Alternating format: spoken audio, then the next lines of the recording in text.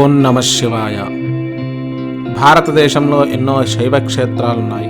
కాశ్మీరం నుంచి మొదలు పెడితే కన్యాకుమారి వరకు, ఇటు ద్వారక నుంచి కామాఖ్య వరకు ఎన్నో అద్భుతమైనటువంటి శైవ క్షేత్రాలున్నాయి.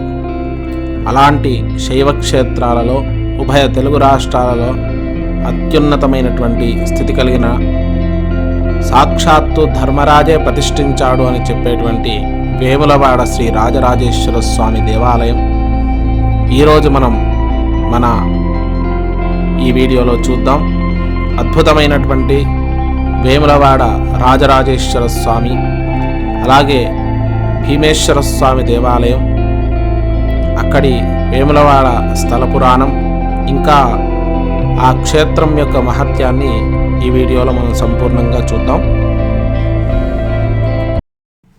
మొట్టమొదట ఈ వేములవాడ క్షేత్రాన్ని ఎలా చేరుకోవాలో మనం చూద్దాం. ఈ వేములవాడ క్షేత్రం పూర్వపు కరీంనగర్ జిల్లాలో, ప్రస్తుతం సిరిసిల్ల వేములవాడ రాజన్న జిల్లాలో ఉంది. మరి తెలంగాణ ప్రభుత్వం ఏర్పాటు చేశాక ఇక్కడ నూతనంగా జిల్లా విభజింపబడింది. మరి వేములవాడ అలాగే సిరిసిల్ల కలిపి రాజన్న జిల్లాగా చెప్పడం జరుగుతుంది. అద్భుతమైనటువంటి దేవాలయానికి వెళ్ళడానికి మనం హైదరాబాద్ నుంచి దాదాపుగా 160 కిలోమీటర్ల దూరంలో ఉంది. సిద్దిపేట మీదుగా సిరిసిల్ల వేములవాడ చేరుకోవచ్చు. అలాగే కరీంనగర్ నుంచి 40 కిలోమీటర్ల దూరంలో ఉన్నటువంటి ఈ క్షేత్రానికి కరీంనగర్ వైపు నుంచి వచ్చే వాళ్ళు కూడా మనం చేరుకోవచ్చు. ఇక దీనికి దగ్గరలోనే కొండగట్టు క్షేత్రం కూడా ఉంటుంది. మన ఛానల్లో కొండగట్టు క్షేత్రం కూడా ఉంది, అది కూడా చూడండి. చాలా అద్భుతమైనటువంటి దేవాలయం. ఇక నేషనల్ హైవే 44 నుంచి కామారెడ్డి నుంచి కూడా 70 కిలోమీటర్ల దూరంలో ఉంది. అటువైపు నుంచి కూడా రావచ్చు. ఒకవేళ రైల్లో వచ్చేవాళ్ళు కామారెడ్డిలో దిగి అక్కడి నుంచి బస్సు మార్గం గుండా వేములవాడ చేరుకోవచ్చు. రోడ్డు మార్గం గుండా వెళ్ళేవాళ్ళు సిద్దిపేట నుంచి లేదంటే కరీంనగర్ నుంచి చేరుకోవచ్చు. వేములవాడ క్షేత్రంలో ప్రధాన దైవం రాజరాజేశ్వరుడు. రాజరాజేశ్వరి సమేతుడైనటువంటి రాజరాజేశ్వర స్వామి ఈ క్షేత్రంలో వెలిసి ఉన్నాడు.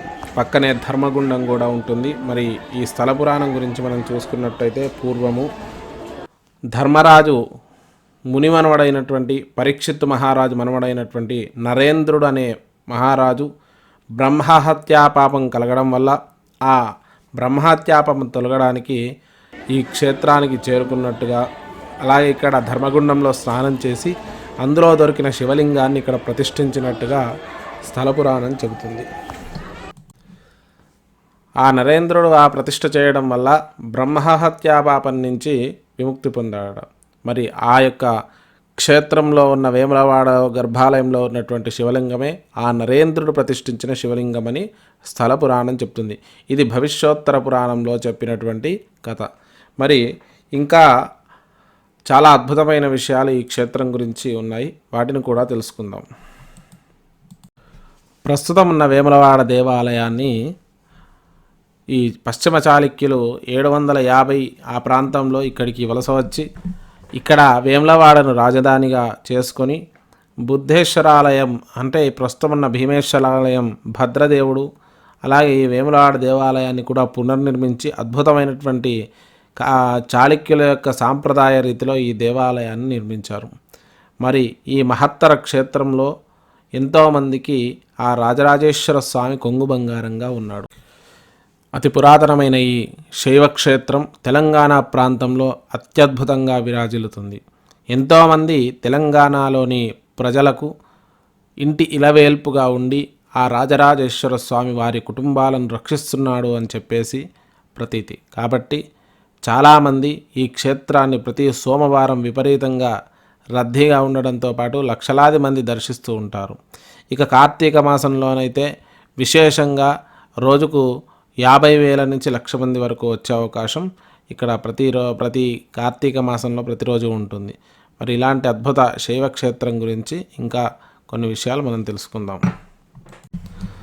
అద్భుతమైనటువంటి శ్రీ రాజరాజేశ్వర స్వామి క్షేత్రానికి చేరుకున్నాక ఇక్కడ స్వామివారి దర్శనం, అలాగే అమ్మవారి దర్శనం అద్భుతంగా ఉంటుంది.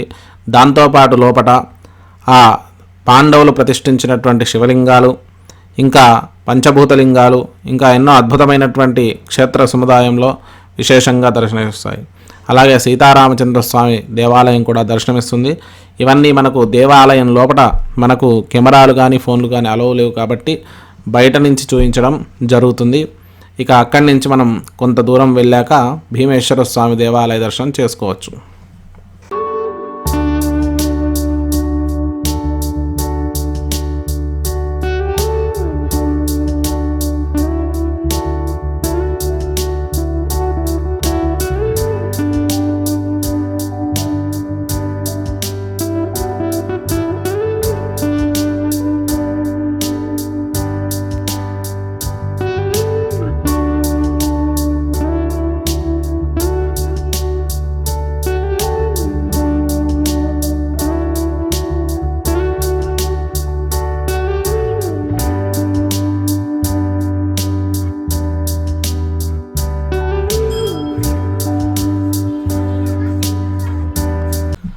ఇదే శ్రీ భీమేశ్వరాలయం.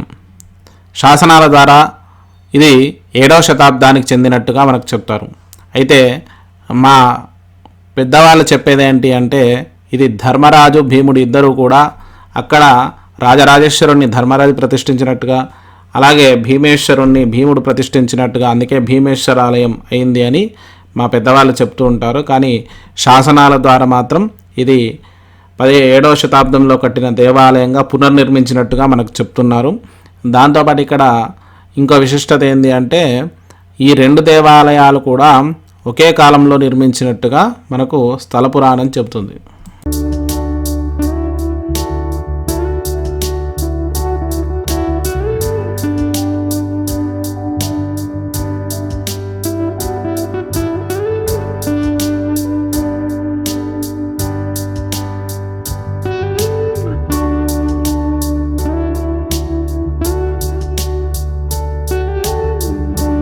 ఇక ఈ భీమేశ్వరాలయంకు కూతవేడు దూరంలో నడిచి వెళ్ళే విధంగా బద్దిపోచమ్మ దేవాలయం, అంటే ఈ గ్రామానికి గ్రామదేవతగా ఉంటుంది ఆమె, తప్పకుండా అక్కడ కూడా దర్శనం చేసుకోవాలి.